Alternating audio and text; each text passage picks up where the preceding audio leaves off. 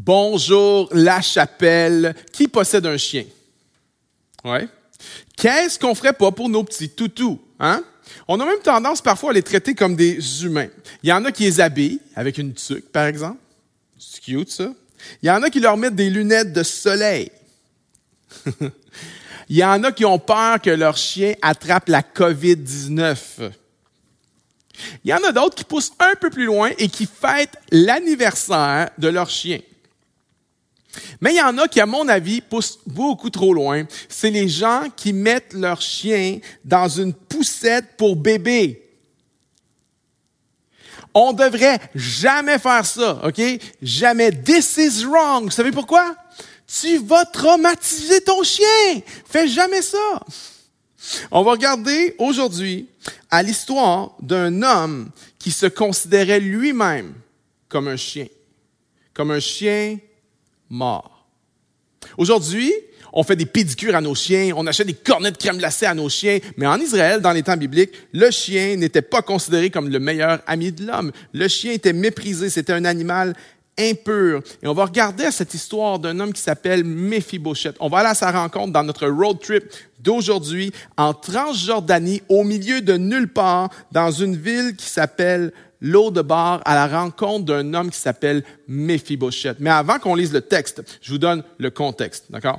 2 Samuel, chapitre 9. Le roi David est bien installé sur le trône. Il a fortifié les frontières au nord, au sud, à l'est et à l'ouest. Vous savez que le roi David a pris le trône du roi Saül. Saül, le premier roi d'Israël, a été un mauvais roi et Dieu l'a rejeté. Et Dieu a donné l'onction à un jeune homme du nom de David pour remplacer Saül. Mais Saül, dans sa jalousie, a essayé de tuer David à plusieurs reprises. Mais le roi Saül avait un fils qui s'appelait Jonathan. Et Jonathan a su reconnaître l'appel de Dieu sur la vie de David. Et plutôt que de dire « le trône me revient », Jonathan a fait alliance avec David. Il a supporté David dans son accession au trône et il a fait jurer à David que le jour que lui allait mourir, David allait prendre soin de sa postérité. Et on se retrouve là. 2 Samuel chapitre 9, David est bien installé et David se souvient de la promesse qu'il a faite à son ami Jonathan. On lit ensemble. David dit, « Reste-t-il encore quelqu'un de la famille de Saül pour que j'use de bienveillance envers lui à cause de Jonathan? » Il y avait un serviteur de la maison de Saül nommé Tsiba que l'on fit venir auprès de David. Le roi lui dit, « Es-tu Tsiba? » Il répondit, « Je le suis, moi ton serviteur. » Le roi dit, « N'y a-t-il plus personne de la maison de Saül pour que j'use envers lui de la bienveillance de Dieu? » Et Tsiba répondit au roi, « Il y a encore un fils de Jonathan, perclus des pieds. » En d'autres mots, oui, il y en a encore un, mais c'est un boiteux. Le roi lui dit, « Où est-il? » Et Tsiba répondit au roi, « Il est dans la maison de Makir, fils de Amiel, à Lo-debar. » Le roi envoya chercher dans la maison de Makir, fils de Amiel, à Lo-debar. Et Méphibosheth, fils de Jonathan, fils de Saül, vint auprès de David, tomba face contre terre et se prosterna. David dit, « Méphibosheth. » Il répondit, « Voici ton serviteur. » David lui dit, « Sois sans crainte. Pour sûr, je vais user de bienveillance envers toi à cause de ton père Jonathan. Je te rendrai toutes les terres de ton père Saül et tu mangeras toujours à ma table. » Verset 8. Il se prosterna et dit, « Qu'est-ce que ton serviteur pour que tu te tournes vers un chien mort tel que moi? » Le message d'aujourd'hui, une mentalité de chien mort. Lorsque j'étais adolescent, ça n'a pas été facile. J'ai vécu beaucoup de rejets, j'ai été mis de côté énormément. Et lorsque j'ai trouvé mon premier travail, ma confiance en soi était au plus bas. Et on était 2 à être engagés. Ma première job, c'était au McDo. Je faisais les boulettes, je tournais les boulettes. Et les 2 gars ont été engagés en même temps. Et l'autre n'avait que des éloges. Il est bon, il est énergique, il va tellement être bon ce gars-là. Et moi, j'entendais juste parler dans mon dos à quel point j'étais mauvais. Je me savais mauvais, je me croyais mauvais. Et le temps passe comme ça. Je réussis à sauver ma job par la peau des dents, mes amis, parce que je pensais que j'allais la perdre à plusieurs reprises. Mais le temps passe, puis finalement, 1 an et demi passe. Et je me souviens d'un moment vraiment important, un moment qui m'a marqué. Je suis en train de travailler 1 an et demi plus tard. Et moi, je travaille et je suis convaincu que je suis encore le plus mauvais employé du McDo. Pour moi, là, c'est ça. Et là, je travaille. Et il y a un gars qui travaille avec moi et il me regarde et il s'arrête de travailler. Il fait un pas en arrière comme ça, puis il me regarde travailler. Et moi, je m'en rends pas compte au début. Je continue à travailler. Et là, à un moment donné, je lève la tête, je le regarde, je dis, « Mais qu'est-ce qu'il y a? » Et il me regarde, puis il dit, « toi, là, t'es le meilleur dans tout le restaurant.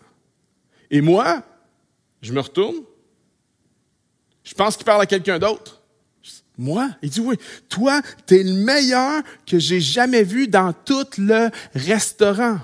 Voyez-vous, j'étais convaincu que j'étais le pire employé, mais j'étais devenu le meilleur employé. Comment c'est possible? Une mentalité de chien mort. Je connais un gars. Il vient d'une famille de bolés. Tout le monde a des potentiels académiques de fou dans sa famille.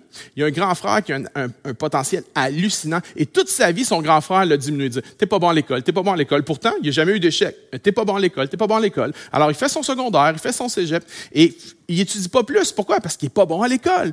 Rendu dans la vie adulte, il décide de s'inscrire à l'université. À sa grande stupéfaction, il cartonne à l'université. Il commence à découvrir qu'il a un talent pour écrire, pour l'écriture. Et la chose que son frère lui disait tout le temps, t'as pas de talent là-dedans, c'est l'écriture. Mais comment c'est possible d'être aussi doué, aussi talentueux, mais de ne pas le savoir? Une mentalité de chien mort. Les proverbes disent, car il est comme les pensées de son âme. En d'autres mots, ce que tu penses, c'est ce que tu vas devenir.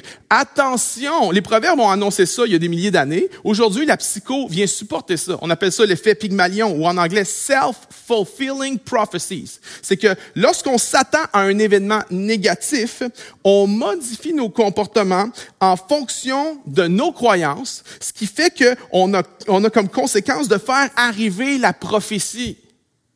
Parce qu'on a une mentalité de chien mort. Si tu penses comme un chien mort, tu vas te programmer à agir comme un chien mort et tu vas finir par vraiment croire que tu es un chien mort. Qu'est-ce que ton serviteur pour que tu te tournes vers un chien mort tel que moi? Déjà entendu ces voix-là? Ah, peut-être pas le chien mort, mais tu as peut-être déjà entendu « ta vie n'a pas de sens »,« t'iras jamais mieux », ça n'ira jamais mieux. Tu changeras jamais. Ça changera jamais. C'est toujours aux autres que les bonnes choses arrivent. Tu n'as pas de valeur.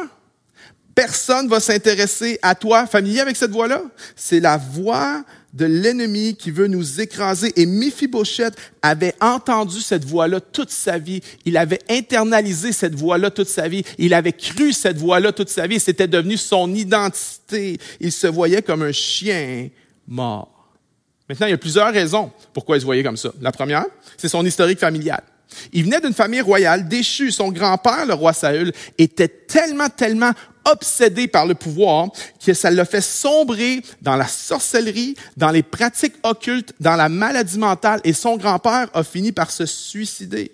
Combien de personnes aujourd'hui ont une mentalité de chien mort à cause de choses qui sont arrivées dans leur famille, de ce que ton grand-père a fait, de ce que ton père, ta mère a fait, de ce que tes oncles ont fait, et des années plus tard, ça vient encore t'affecter. Deuxième raison pourquoi il y avait cette mentalité-là, c'est son traumatisme passé. Lorsque la nouvelle de la mort de son grand-père et de son père, ils sont morts la même journée, lorsque la nouvelle est arrivée dans la ville de Jizréel, Méphibosheth a subi un traumatisme. Ça nous est relaté dans 2 Samuel 4, verset 4. Jonathan, fils de Saül, avait eu un fils infirme des pieds. Il était âgé de 5 ans lorsqu'arriva de Jizréel la nouvelle de la mort de Saül et de Jonathan. Sa nourrice l'avait pris pour s'enfuir. Dans la précipitation, il tomba et resta boiteux. Son nom était Méphibosheth. Méphibosheth, dans son jeune âge, avait subi un traumatisme. Méphibosheth avait été échappé. Et je me demande combien de personnes, à l'écoute aujourd'hui, ont été échappées par quelqu'un. C'était pas de ta faute, mais il t'a échappé.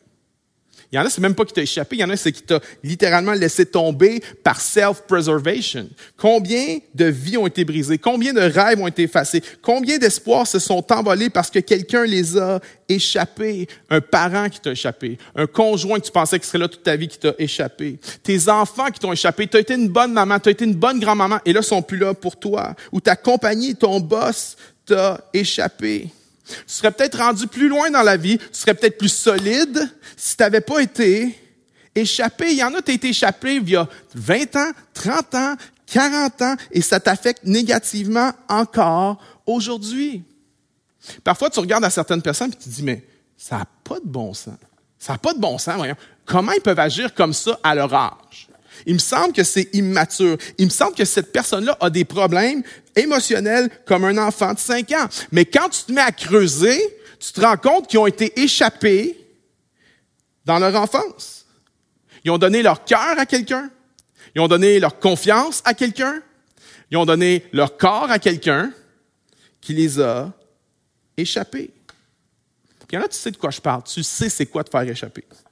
Tu sais c'est quoi être brisé. Tu sais c'est quoi être en morceaux. Tu sais c'est quoi pleurer à tous les soirs parce qu'on t'a échappé. Tu sais c'est quoi être abusé. Tu sais c'est quoi être intimidé. Tu sais c'est quoi être exploité, manipulé, utilisé, battu.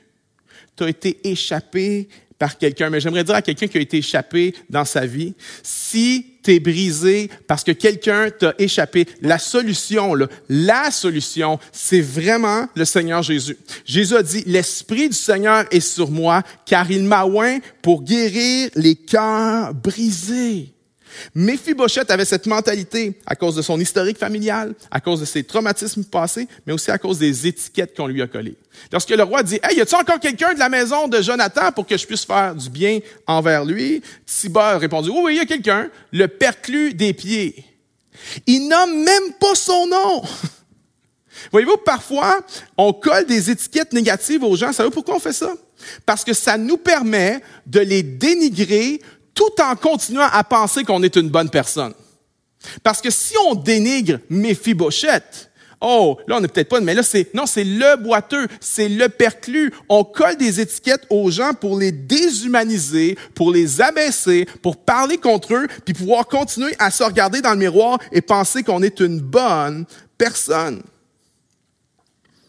Attention à pas coller des étiquettes aux gens, parce que Dieu se plaît à mélanger les cartes.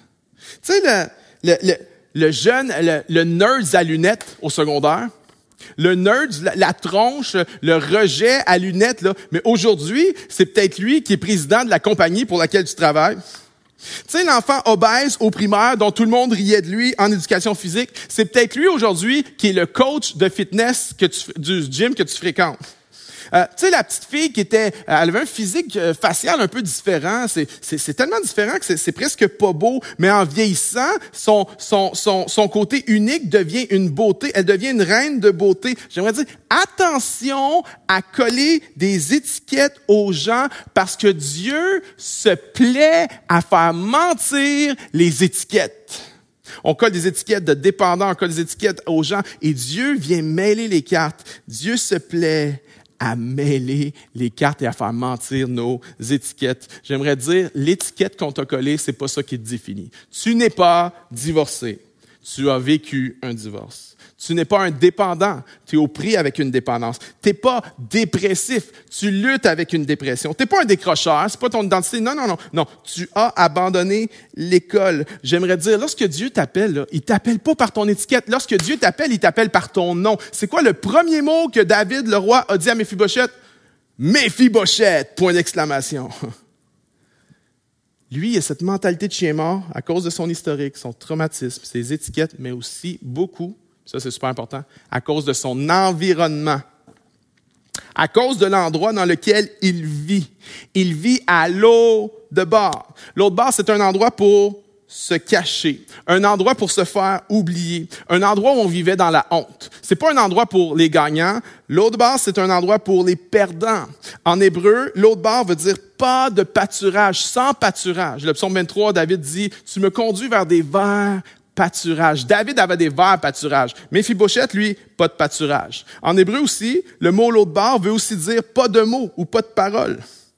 Lorsqu'on a été échappé par quelqu'un, là, c'est comme si ça vient nous fermer la bouche. On n'est pas capable d'en parler. Pas une petite affaire, une grosse affaire. On n'est pas capable d'en parler. On arrête de communiquer. On internalise la douleur et on devient prisonnier de notre propre cœur. L'eau de bar, c'est un endroit sans pâturage, sans parole, sans espoir et sans futur. Vois-tu, Méphibosheth était la bonne personne. Il y avait du sang royal qui coulait en lui. Il était la bonne personne, mais il était dans la mauvaise place. Et on a tous des moments où on vit à l'eau de bar. On a tous des moments comme ça. Prétendre que tout va bien quand on est en train de mourir à l'intérieur. l'autre de bord. Fuir les gens qui peuvent t'aider à atteindre ton potentiel par insécurité, l'autre de bord. Vivre en fonction de l'opinion des gens et de la culture environnante plutôt que sur l'autorité de la parole de Dieu, l'autre de bord. S'entourer de gens qui nous tirent vers le bas, l'autre de bord. Porter des jugements sur quelqu'un avec les paroles de quelqu'un d'autre sans investiguer nous-mêmes. On les tague, on les juge, mais on n'a même pas fait notre propre enquête. L'autre de bord. Fuir loin de l'appel de Dieu pour notre vie, l'autre de bord. Être paralysé par la peur de l'inconnu, l'autre de bord. Être immobilisé par nos erreurs passées, puis on veut plus rien risquer, l'autre de bord. S'entourer de gens qui nous remplissent les oreilles de négatifs avant même qu'on ait eu le temps de leur dire bonjour, l'autre de bord. Donner ton cœur à quelqu'un qui n'est pas un disciple de Jésus-Christ, l'autre de bord. Agir comme un chrétien le dimanche matin, mais agir comme un non-chrétien le jeudi soir, le vendredi soir et le samedi soir, l'autre de bord. Vivre dans les regrets du passé, l'autre de bord. S'apitoyer sur son sort, se victimiser, broyer du noir, l'autre de bord. Vivre dans la honte et les regrets du passé, l'autre de bord. Abdiquer sur tes dépendances. Dépendance à la porno, à l'alcool, à la drogue, à la nourriture. Justifier nos dépendances. Rationaliser nos dépendances. Tout le monde le fait de toute façon. Appeler nos dépendances une maladie alors que la Bible appelle ça de l'idolâtrie. L'autre de bord. Vivre de chèque de paye en chèque de paye alors que tu as un bon salaire. L'autre de bord. Loader 4 cartes, 5 cartes de crédit. L'autre de bord. Vois-tu, tu es peut-être en train de fuir quelque chose. Tu es peut-être en train de fuir Dieu à l'autre de bord. Laisse-moi te dire quelque chose. Tu peux fuir Dieu, mais tu pourras jamais te cacher de Dieu. Dieu sait où tu habites. Dieu connaît ton adresse. Puis Dieu est capable d'aller te chercher au milieu de nulle part à l'autre bord. C'est fou quand des gens s'éloignent du Seigneur, comment Dieu a le sens de l'humour. Je rencontre souvent des gens qui se sont éloignés de Dieu au magasin. Puis je rencontre pas tant de monde que ça, mais on dirait que Dieu m'envoie les gens qui sont loin de lui. Dieu m'envoie les gens qui sont loin de l'Église. Et c'est fascinant parce que quand je les vois au loin, ils font semblant qu'ils m'ont pas vu. Et là, tu le vois dans leur face, ils disent « Oh non, pas Pasteur David. Non, non, je vais pas le voir. » Alors, ils font semblant qu'ils me voient pas. Et là, jusqu'au moment où finalement, je leur tombe dans la face, « Tédé, hello! » Et là, « Ah, Pasteur David, je t'avais pas vu. » Mais moi, je t'avais vu. Ça fait longtemps que je t'ai vu. Tu peux fuir loin de Dieu, mais tu peux pas te cacher de Dieu. Dieu sait où tu habites. Et j'aimerais dire à quelqu'un qui vit à l'autre de bord, aujourd'hui, c'est le temps de partir. Dieu t'appelle à quitter. Défais même pas tes boîtes. Accroche pas tes cadres au mur parce que l'autre de bord, c'est pas ta destination finale. Aujourd'hui, dans le nom de Jésus, on sort de l'autre bord. Maintenant, Méphibosheth se retrouve dans la présence du roi. Il pense qu'il va se faire couper la tête parce qu'à l'époque, c'est la norme. Lorsqu'il y a un nouveau roi, on élimine tous les descendants de l'ancien roi. C'est de la solidification par élimination. Mais à sa grande surprise, le roi lui dit, « Méphibosheth, tu pensais que je voulais te faire mourir. Je ne veux pas te faire mourir. Méphibosheth, je veux te bénir. » Et le roi lui dit, « Je vais te donner les terres de ton père Saül. » Okay? Ça veut dire qu'il va l'enrichir. L'enrichir, c'est un risque politiquement pour lui, parce que ça va lui donner du pouvoir, mais le roi le fait dans sa bonté. Le roi dit, en plus, tu vas manger toujours à ma table comme un de mes fils.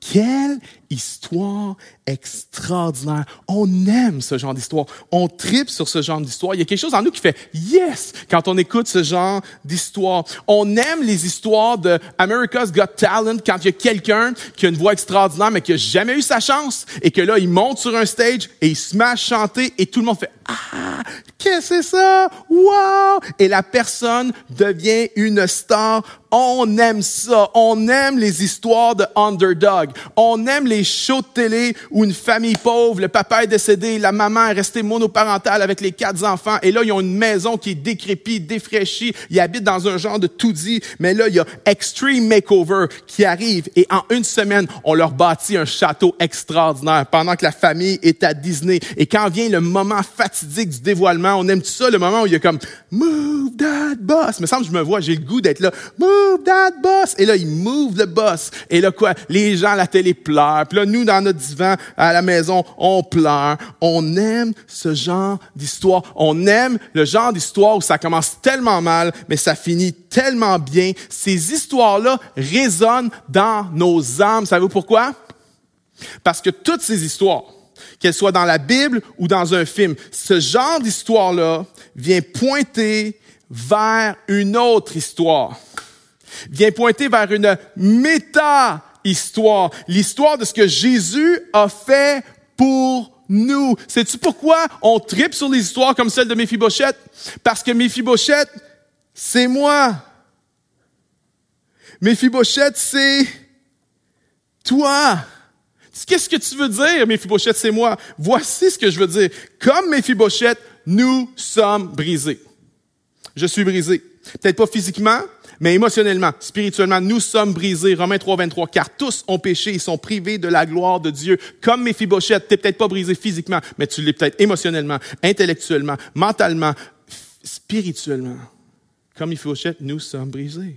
Comme Méphibosheth, le roi envoie nous chercher. Le roi a envoyé chercher Méphibosheth au milieu de nulle part. Dieu est venu. Jésus dit, je suis venu chercher et sauver celui qui était perdu. Jean 3, 17 dit, Dieu, en effet, n'a pas envoyé son Fils dans le monde pour juger le monde, mais pour que le monde soit sauvé par lui. Celui qui croit en lui n'est pas jugé, mais celui qui ne croit pas est déjà jugé parce qu'il n'a pas cru au nom du Fils de Dieu. OK, comme Méphibosheth, je suis brisé. Comme Méphibosheth, le roi m'envoie chercher. Comme Méphibosheth, le roi veut me bénir à cause de l'alliance. Le roi David a fait une alliance avec Jonathan. Et qu'est-ce que le texte dit? Que David va bénir Méphibosheth à cause de Méphibosheth? Non. David va bénir Méphibosheth à cause que, pauvre lui, il est boiteux? Non. Le texte dit à 2 reprises que David va bénir Méphibosheth à cause de l'alliance qu'il a faite avec Jonathan. J'aimerais dire, Jésus, c'est notre Jonathan. Jésus est celui avec qui Dieu a fait une alliance. Il y a des chrétiens qui pensent que Dieu a fait l'alliance avec nous. Non, non, l'alliance n'est pas avec nous. L'alliance est avec Christ. Et Dieu a fait une alliance avec Christ. Et à cause de l'alliance qu'il a faite avec son Fils, je suis béni. J'ai accès à la présence de Dieu. J'ai accès à la bénédiction de Dieu. Et l'apôtre Paul dit en Éphésiens 1 que je suis béni de toute bénédiction spirituelle dans les lieux célestes en Jésus-Christ. Comme Méphibosheth, nous sommes brisés. Comme Méphibosheth, le roi nous envoie chercher. Comme Méphibosheth, le roi nous bénit à cause de l'alliance. Et comme Méphibosheth, la table du roi couvre notre infirmité. La table du roi couvre notre péché. Peux-tu imaginer la première fois que Méphibosheth a mangé à la table du roi? Imagine-toi la scène un petit peu. Le premier à arriver, c'est le prince Absalom. Absalom, c'est le cool guy. C'est la vedette de la famille. C'est le gars que tout le peuple est en admiration. Toutes les femmes veulent marier Absalom. Absalom, c'est la rock star de la monarchie en Israël. Il a des cheveux tellement longs, élégants, noirs. C'est le favori de la foule. Absalom, le cool, arrive et se met à table.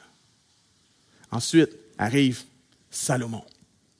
Salomon, le sage, le brillant, l'intellectuel, le philosophe. Salomon qui connaît tout sur tout, sur tout. Salomon, tu ne peux pas jouer à génie en herbe avec lui, c'est sûr que tu vas perdre. Il a étudié tous les philosophes. Il connaît tout sur tout. Et Salomon, le sage et l'intelligent, vient et il s'assoit à la table du roi.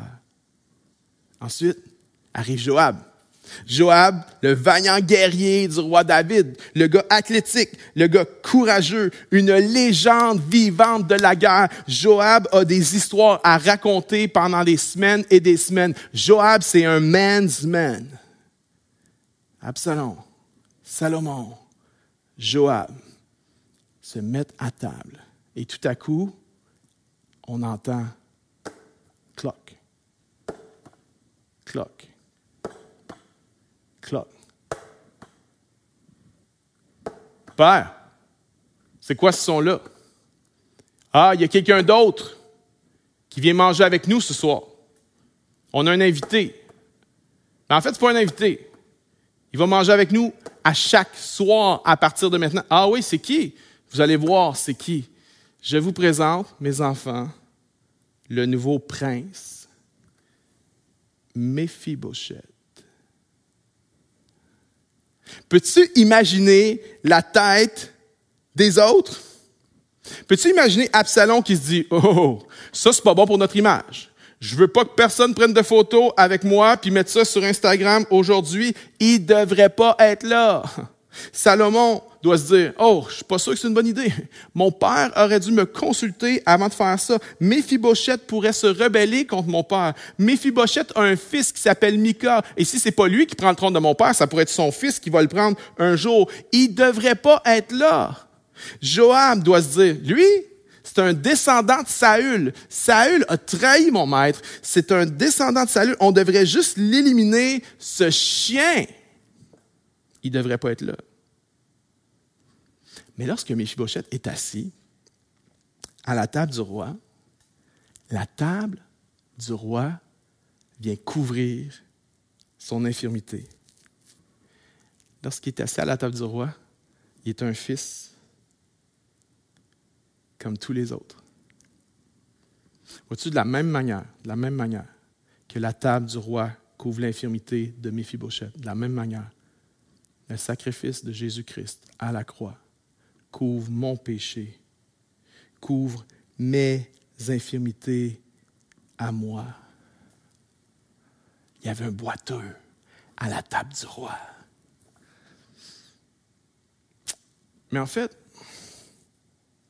la réalité, ce n'est pas tout à fait ça. C'est pas qu'il y avait un boiteux à la table du roi. La réalité, c'est qu'à la table du roi, ils étaient tous boiteux. Ah, peut-être pas physiquement, mais Absalom, malgré sa popularité et sa beauté, avait un cœur rebelle. Et secrètement, ce qu'il voulait, il attendait juste l'occasion favorable pour prendre le trône de son père et faire un coup d'État. Absalom, lui aussi, c'était un boiteux. Salomon, le brillant, le sage, personne ne savait à ce moment-là que Salomon avait une grande faille dans son caractère. Que Salomon allait s'attacher à des femmes qui n'aiment pas Dieu et qu'elles allaient détourner son cœur de Dieu. Salomon aussi était un boiteux. Joab, le fidèle Joab. Tout le monde aurait dit Joab est tellement fidèle à David. Mais on va apprendre plus tard qu'en fait, Joab est beaucoup plus fidèle à Joab qu'à David. Et quand le roi lui demande de faire des choses qui contre ce qu'il pense, qui n'est pas à son avantage à lui, il devient déloyal envers le roi.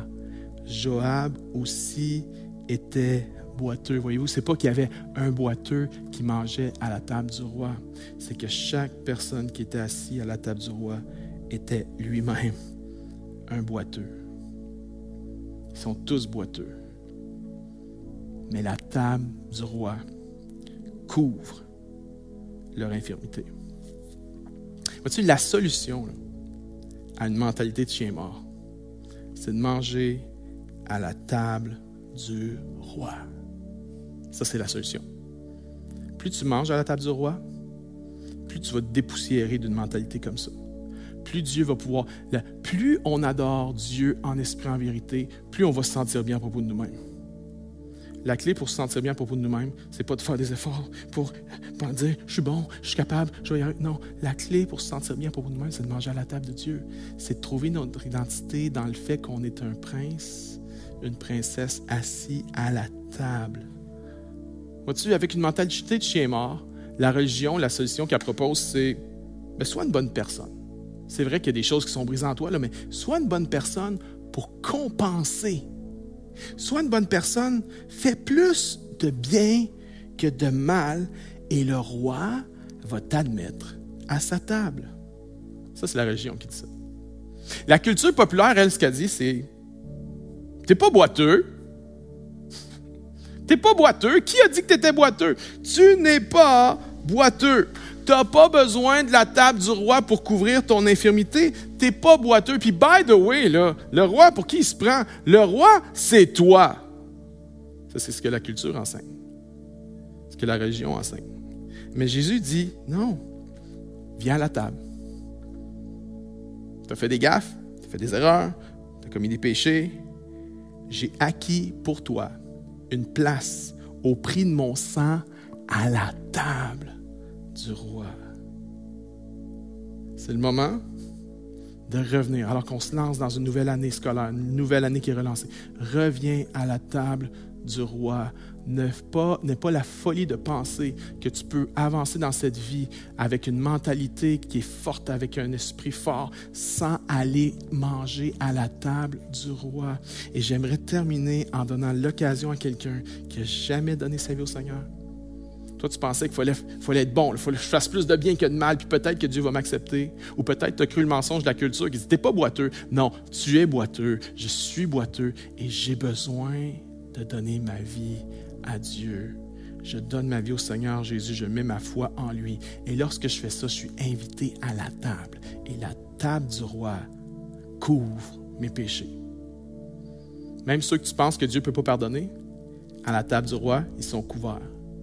Même les pires erreurs que tu as faites, celles que tu ne voudrais pas raconter à personne,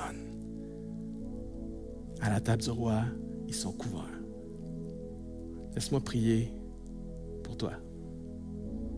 Oh Seigneur, je prie pour quelqu'un qui est à l'écoute en ce moment, qui n'a jamais donné sa vie à toi. Je te prie qu'il puisse entendre l'appel du roi, l'invitation à la table du roi. Il y a une invitation qui est lancée, mais on doit répondre. Et je prie pour quelqu'un qui dit « Je donne ma vie à Jésus aujourd'hui. Je reconnais que Jésus a donné sa vie pour moi afin que je puisse avoir une place à la table du roi. Et je veux recevoir le pardon de Dieu. Je veux que mes péchés soient couverts à la table du roi. Je viens à toi. Je te donne ma vie, Seigneur. » Je prie pour chaque personne qui fait cette prière-là, chaque personne qui croit ça. Tu les accueilles aujourd'hui à ta table, Seigneur. Ils deviennent tes enfants adoptés, des princes et des princesses du roi de l'univers. Dans le nom de Jésus, amen. La Chapelle, nous voulons être là pour t'accompagner dans ton cheminement spirituel. Il y a plein de ressources disponibles pour toi sur notre site web ou notre application mobile. Tu peux aller les consulter. Merci d'avoir été avec nous. À la prochaine.